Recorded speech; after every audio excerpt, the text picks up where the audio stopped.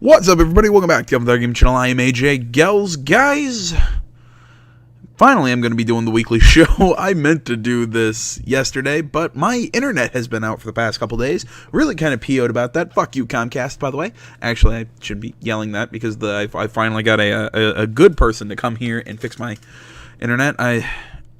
Frustrated. This is about the fourth time in the last, I don't know, however many weeks that I've had to have somebody come in and get my internet fixed. It looks like the problem will finally be fixed permanently.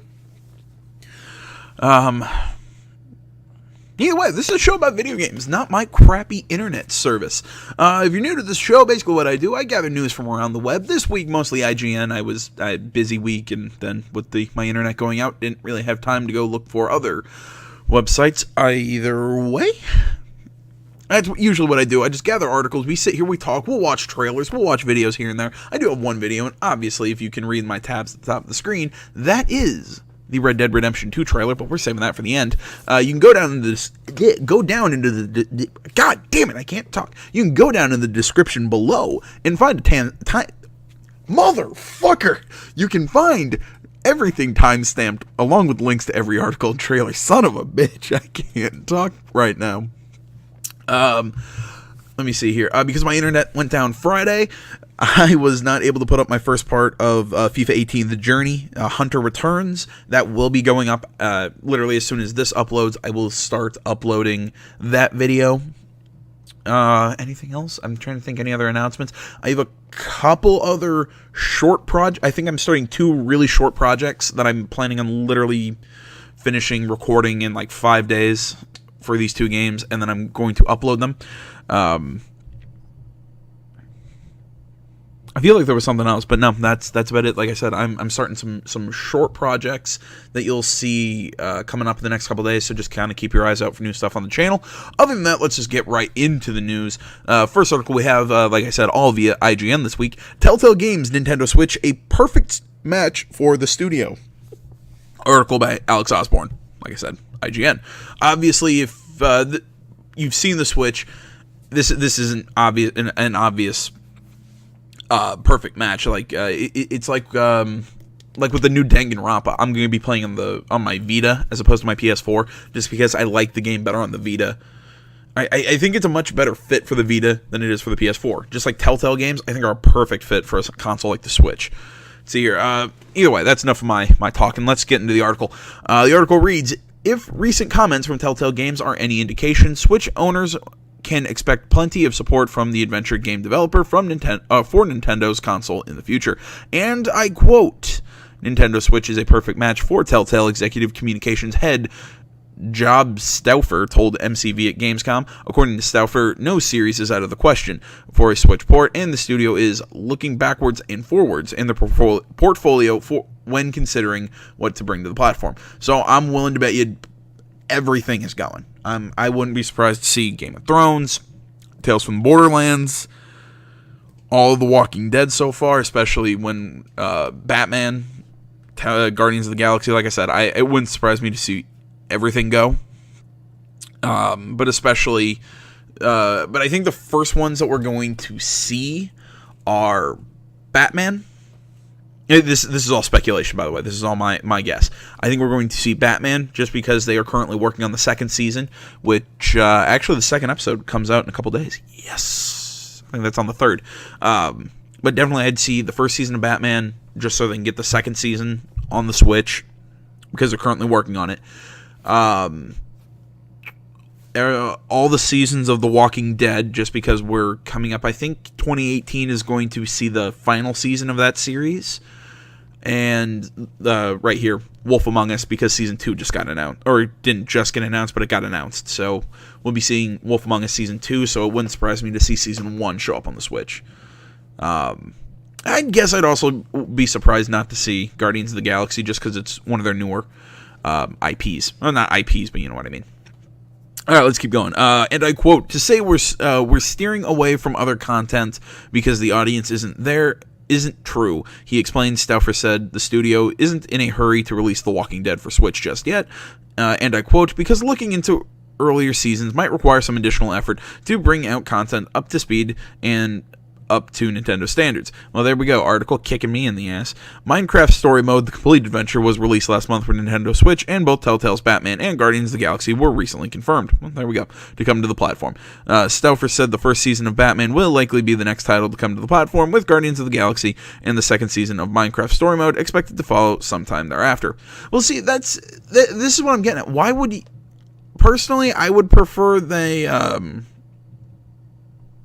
they'd put the earlier I'm trying to form this into a linear thought so you aren't just going, what the hell is he talking and what is he smoking? Basically what I'm saying is, to me it would make more sense to put that little bit of work into getting all 3 seasons of The Walking Dead, the first season of Batman, like they're doing, I guess Complete Adventure of Minecraft Story Mode. Never mind. I didn't play that. Was that any good? Anybody out there? I don't know. I just think it would make sense to do that, to put the effort to get the first 3 seasons of The Walking Dead, although it wouldn't surprise me to see all 3 seasons be up before we see the final installment. There we go. Words. Yeah, here's another question I have. When are we going to see the next Game of Thrones from Telltale? The first season was really good. I mean, really effing good. I mean, if you wanna see a Let's Play for that, I have it up on the channel. I had a ton of fun playing it. Where is the sequel to that? Real quick, I'm gonna take a small break from the news. I forgot there was one other announcement I wanted to say. This is not all the news from last week. I was planning on splitting this into 2 parts. One with some of this bigger stuff and some smaller stuff in another one. Although that video is probably gonna end up being longer. Either way. So this part will be up today. The second part will be up tomorrow. That's Monday the 2nd. Like I said, I know I'm super late. I am sorry. Moving on. The big reason why I talked about the Switch in the first story was so I can kind of set up and segue into this one. I'm horrible at transitions. Sony doesn't plan to make a Switch competing Vita successor. Son of a bitch. I'm adding that to the title. Article by Joe Scrubbles, IGN. The article reads, Sony Interactive Entertainment Andrew House sees the handheld market as limited in the age of the smartphone and has all but dismissed a successor to the PlayStation Vita to compete with the Nintendo Switch. Speaking to Bloomberg, House explained that, and I quote, "We have not seen handheld gaming outside of Asia as being a huge market opportunity," end quote. Yeah. And I quote, "The Vita experience was that outside of Japan and Asia, there was not a huge demand." House continued, "The lifestyle shift toward the dominance of smartphones as a single key device that is always with you was the determining factor," end quote. See, I don't think how to put this? I don't think the smartphone has totally killed the handheld market, just because there's a lot of junk for iPhone. There's not a lot of great games for iPhone. I think your biggest competitor, especially in the West, is Nintendo. Not necessarily the Switch, but the DS. I think that's your biggest competitor in the handheld market. I don't think. How to put this? I don't think the Vita and the Switch are necessarily comparable. They're simply because the Switch is kind of the halfway between the home console and the handheld, while the Vita is a handheld that can stream from your PlayStation, so you can play your PlayStation games on your Vita, and it's with the power of the PlayStation 4 and remote play. Every PlayStation 4 game is a PS Vita game, whatever. But no, back on topic. I really liked my Vita. I think though that their marketing from originally for the Vita was not well done, especially seeing that I would call the PSP a failure, if I might. I had one, not as good as I was hoping for, and then I waited way long in the Vita, and now I have one, and I really like it. I don't play it as often as I should, but that's just because I don't like bringing my fancy, expensive Vita outside with me. I mean, I'll play it on my balcony, or I'll play it in the tub. Yes, I play in the tub.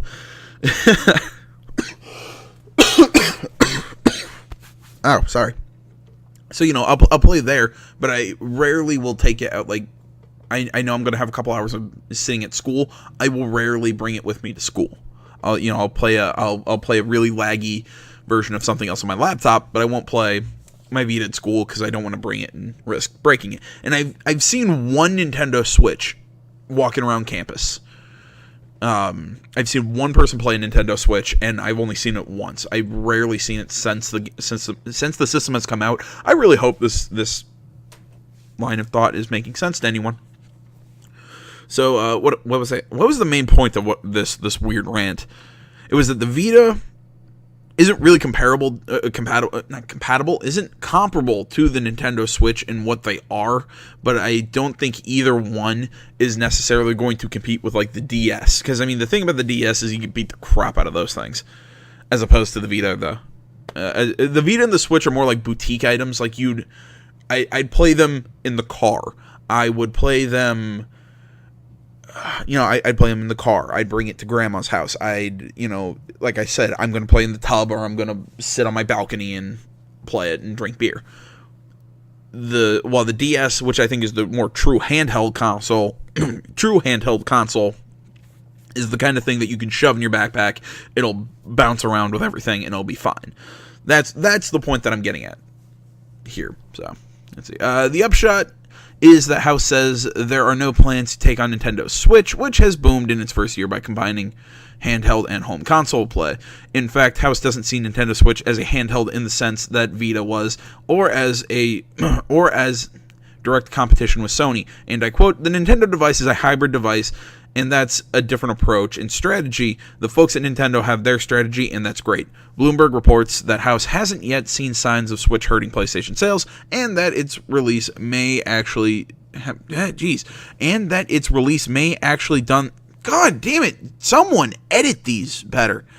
Jesus Christ. And that its release may have actually done the opposite. There we go. That's proper English. That draws me to the... And I quote, "That draws me to the conclusion that they've really been additive to the business in the last year or so," end quote. While still receiving some support from in Japan and other Asian markets, it seems as though Sony's experiments with handhelds may be over, as House puts it, and I quote, "We remain focused around a highly connected gaming experience and also coupled with having a great range of other entertainment experiences so you can reach multiple people on the big screen in the household." I think one of their biggest problems with the Switch was how they marketed it. Or not the Switch, with the Vita, was how they marketed the Vita. Especially, I think the biggest problem was that whole proprietary issue with the proprietary memory card issue. I think that was a thing that turned a lot of people off, especially with how expensive they were. Again, I think the Vita came out and was more expensive than people were willing to spend on a handheld gaming console. And I would agree. I'd say the Vita is closer to an actual handheld than the Switch is. But I think what people want out of a handheld console is more like a DS, is something very durable, maybe not very... I'm not going to say not high tech, because I mean there is some good tech running in there, but it's a durable thing. The Vita just isn't durable enough to be a true true handheld isn't the right word. It isn't durable enough to be, or I wouldn't want to risk it, shoving it into my backpack, like I would with, like Nintendo handhelds. So that's kind of what that's kind of how I look at it. Hopefully that makes some sense, and I think that was some of the problem. It does make me sad that we're probably not going... I'm still going to put probably, because we haven't had a definitive no yet, because I'm going to hold out hope that we see a Vita 2, but I highly doubt after this that we're going to see a Vita 2. As sad as enough, and that is fucking horrifying. Moving on. Has anybody been thinking about this recently? The video game voice actor strike is set to end. I didn't know this was still going. I remember hearing about it, and then after it happened, I don't remember anything about this. Article Hope Oregon IGN. The article reads, "The Screen Actors Guild, American Federation of Television and Radio Artists, SAG-AFTRA, has announced the video game voice actor strike will come to an end. After running for nearly a year, the strike against 11 video game companies has reached a tentative agreement, which will provide performers with a new bonus structure in the form of additional payment. The bonuses are based on sessions worked, starting with $75 for the first session and accruing to, Jesus Christ, what's that mean? To $2,100 after 10 sessions. The bonus must be paid on or before the game is released. This appears to be a different arrangement to the revenue-based payments some developers agreed to back in May. SAG-AFTRA's Chief Contracts Officer, Ray Rodriguez, says the new terms are beneficial to the voice actors due to increased transparency in contracts. He explains that companies will now need to disclose more information about projects, such as codenames, genres, and if any sexual or violent content is featured. What? Really? All right. Included in the contract is also a requirement for employers to commit to working with SAG-AFTRA further on vocal stress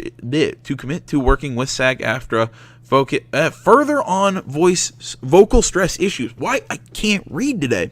There have also been several omissions of management proposals, which included fines for late or distracted performers.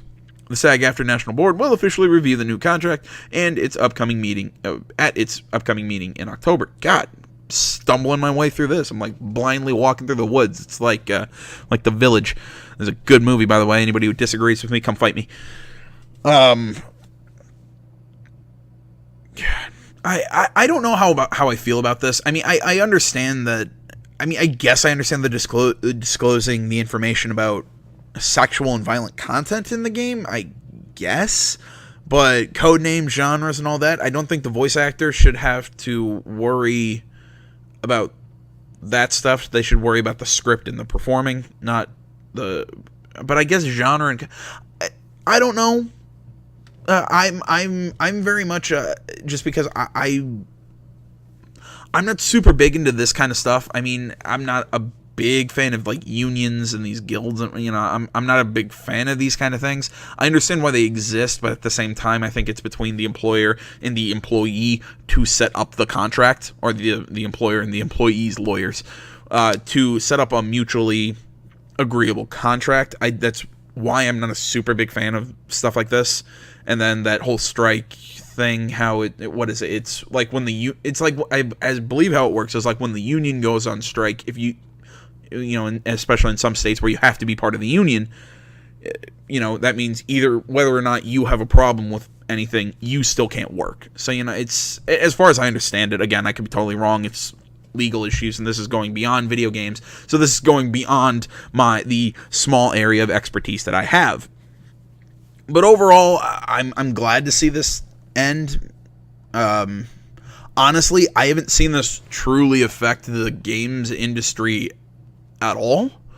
Maybe it has, maybe it hasn't, I don't know. But I haven't had a problem with voice acting in video games.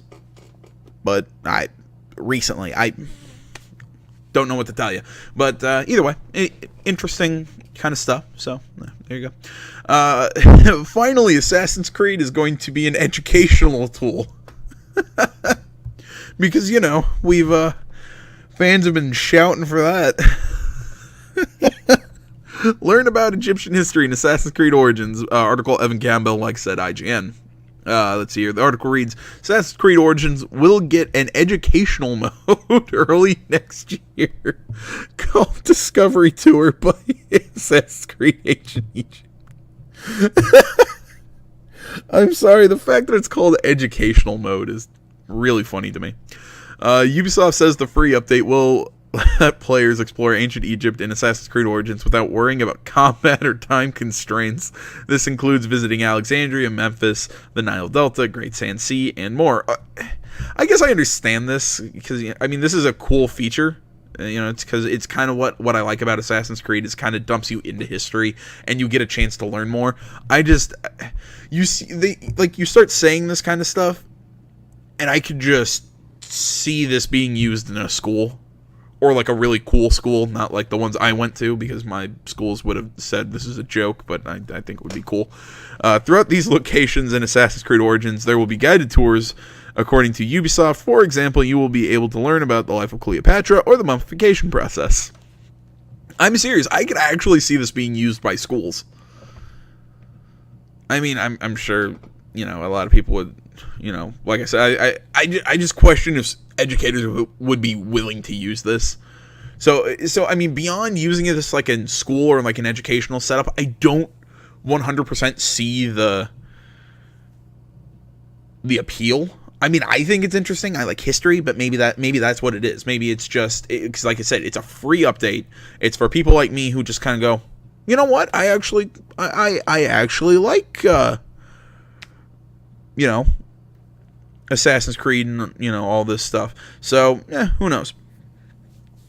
Either way, let's see here. And I quote, it's a dream come true for us to offer Discovery Tour by Assassin's Creed Ancient Egypt, an educational mode built specifically for people to learn more about the incredible history of ancient Egypt through the, let's see here, interactive experience made possible via a video game, end quote, said the game's creative director, Jean Guston, in a statement. Now you can already learn more about Memphis and Assassin's Creed Origins with IGN's Gamescom preview. Actually, I might have missed that. I might cover that in tomorrow's episode. On top of that, IGN first covered Assassin's Creed Origins last month. Yes, it did. For more on the game, blah, blah, blah, IGN's pre-order guide. I kind of short and to the point, but that's my stance. I think this is cool. Fans of history, I think will like this. Other people who have no interest in it will ignore it. I kind of want to see this used in school, and that would make me laugh. All right, now on to some big fun. This is we finally got this. I think this came out on Thursday. The Red Dead Redemption 2 trailer. I'll talk more about it. Let's watch the trailer first.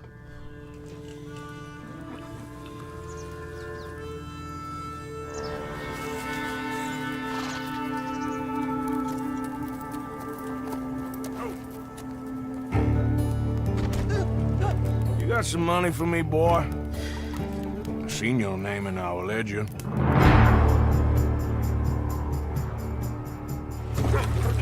You're a wanted man, Mr. Morgan. Maybe when your mother's finished mourning your father, I'll keep her in black on your behalf.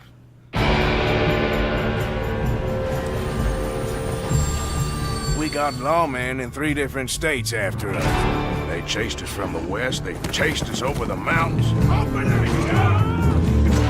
We'll need an extra gun. This place ain't no such thing as civilized.